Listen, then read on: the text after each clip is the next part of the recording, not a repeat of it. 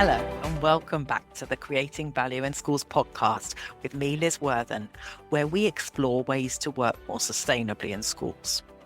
And today I want to delve into a question which endlessly fascinates me. What enables people to keep calm and carry on in the overwhelming intensity of school life? What helps people keep going, avoid burnout, and stay focused on the things that matter? Today I'm drawing on help from some previous podcast guests and seeing what lessons they've learned to share with others. Let's start with No Silver Bullets author, Paul K. Ainsworth, who has supported hundreds of schools on their improvement journey.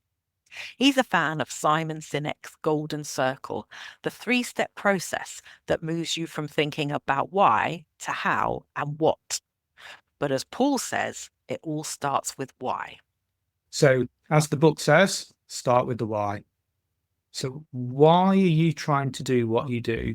What is it that gets you up in the morning? What is it that drives you? What is that central tenet within you that kind of makes you do school improvement in the way that you do? It could be that you went to a school that wasn't great and you're desperate that other children don't have that experience. It could be that you've been a teacher in a really tough school and you want teachers to have a better experience than you. It might be you've had a difficult leader in the past and you don't want colleagues to go through that experience. And equally, from an organisational perspective, what's the why of the organisation? What's the mission statement? What's the vision? What's the values? And that needs to be the start of the school improvement process. Because if you're in a school in high challenge, that improvement needs to happen yesterday, and that leaders are banging on your door expecting you to make changes really quickly, you're going to have to work in that kind of way because that's what's expected. Thank you, Paul, for those thoughts. And how does that translate into practice and the realities of school life? Let's hear from head teacher Josephine Smith, who shared survival skills for school leaders with us and talked about managing the challenges of the uncontrollable. How does she stay focused on what matters? I always start my working week with my trusty notebook with my list of things to talk about in staff briefing, which we have on Monday morning. But actually, that also helps me look ahead to the working week or maybe the next 2 weeks, create my list of priorities. If I don't do that, it's so easy to just be sucked into the hurly-burly of school life. Well, the job is never done, and you can end your working day at whatever time you choose to end it, because there are always things to do. And part of that process is, of course, doing the right things and starting with your intent, your educational vision. And those things can be very nebulous, those notions. What's your school vision? What are you really trying to achieve? But actually starting with those and pulling yourself as an individual and as a senior leadership group back to those core purposes, those core values, probably the things that you've recorded in your vision and value statement and then have translated into your school development plan. You need to keep pulling yourself back to those as priorities, because otherwise your priorities are the whack-a-mole school of educational leadership, coming in, responding to the first person at your door, the person that sent you those emails. Enjoying the podcast? Hit follow or subscribe so you never miss an episode. It will help other educators discover us too. Now back to the show. Hurly-burly is a good way to describe school life, I feel. One of the reasons I was keen to talk to Caroline Doherty, Head of Public Affairs at ARC, is because she's worked in a variety of organisations in voluntary, public and commercial sectors. I wanted to know how it felt to go from working in a more commercial setting to life in a multi-academy trust. What's different about life in school? Over to Caroline. Schools are very different to businesses, okay? We don't have an option not to do things. You're dealing with children and you're dealing with staff. So the best intentions about being super, super focused, from a head teacher and who then all of a sudden just have a parent in tears in their office or a really difficult complaint or whatever, you've got to respond. I think it's about knowing when to have a sort of a system and a process for things and knowing when you just have to jump in and do it anyway. I think that's what I find really fascinating about the role of a sort of school business leader, because particularly in some settings where they're just taking on almost everything that isn't technically education.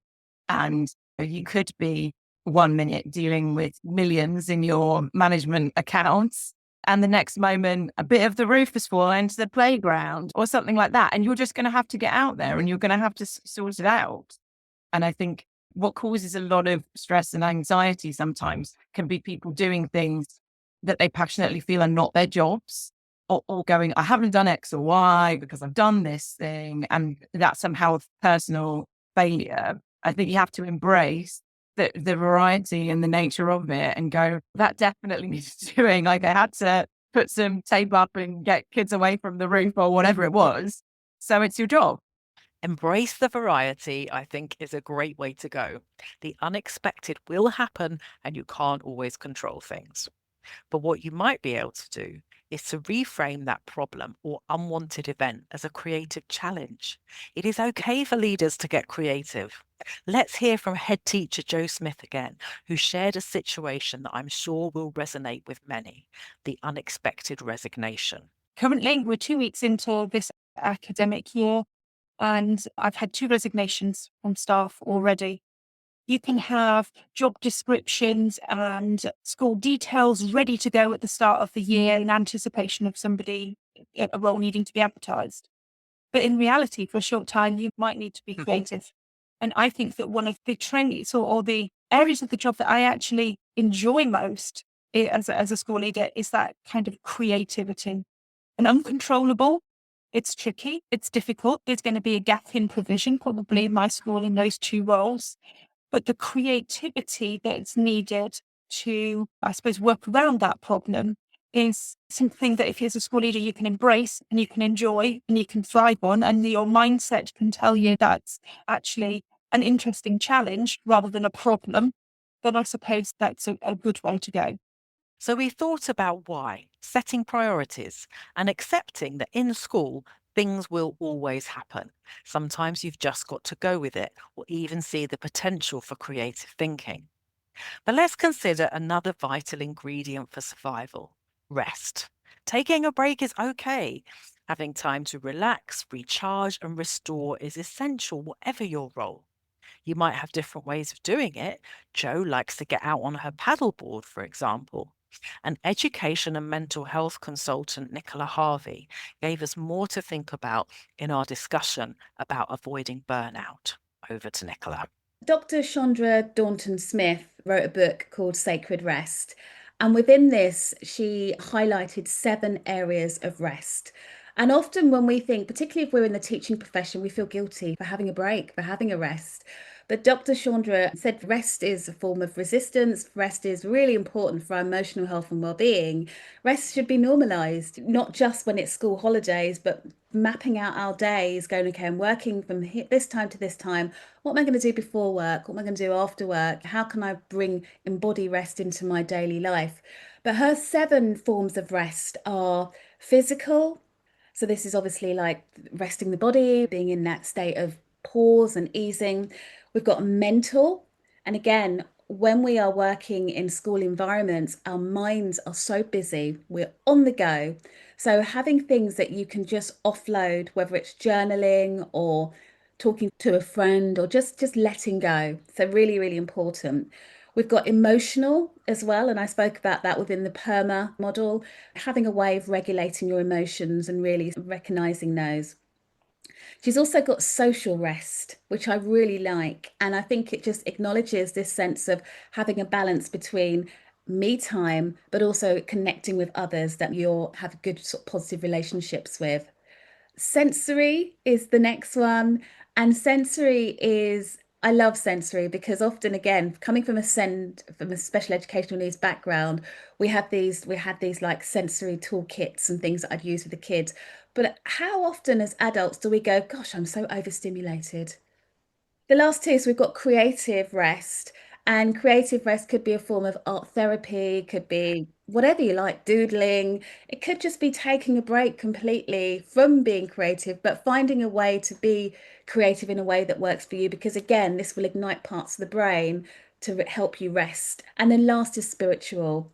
And it's not saying that you need to go out and be religious. It is connected to this sense of meaning, this sense of find something that means something to you and really have a purpose and a drive. So whether it is a spiritual connection, just finding something that's greater than yourselves to really make a difference. Thank you, Nicola. Rest, reflection, revisiting your sense of purpose. It all makes a difference. It's so easy to focus on what's gone wrong all the time. The lesson that descended into chaos, the child who's missed school again, the riot that nearly broke out in the canteen, rather than remember what's gone right. So I loved hearing from Sean Harris, Director of Place at Tees Valley Education, about a practice that they've established in their trust. One of the things that Katrina, who I've mentioned, our CEO of the trust, Katrina talks about the need to count the flowers. And actually, we have a regular meeting on a termly basis with all of our system leaders and heads where we do exactly this, where we say, look, your grades might not be where you want them to be right now. You might have had a real surge in the number of needs of parents and families in your community right now, but please take stock on something that has worked well this term. And that might be a child's performance. It might be a particular family that we've been able to get a bed for through the likes of Zarak, for example. And so families and heads and so all come together to really celebrate that. That's a great reminder. Count the flowers. What have been the wins this term, however small? What is it you can celebrate? Hope and optimism are things to be practiced. So there we are. To summarize, start with your why. Stay focused on your priorities. Don't sweat if it doesn't all go to plan. Things will happen. Take opportunities for creative problem solving. Remember to rest and count the flowers. I hope that's given you something helpful to reflect on and put into practice. For details of previous episodes featured here, check out the show notes. We'll be back soon for more investigations into working sustainably with the Creating Value in Schools podcast. Bye for now.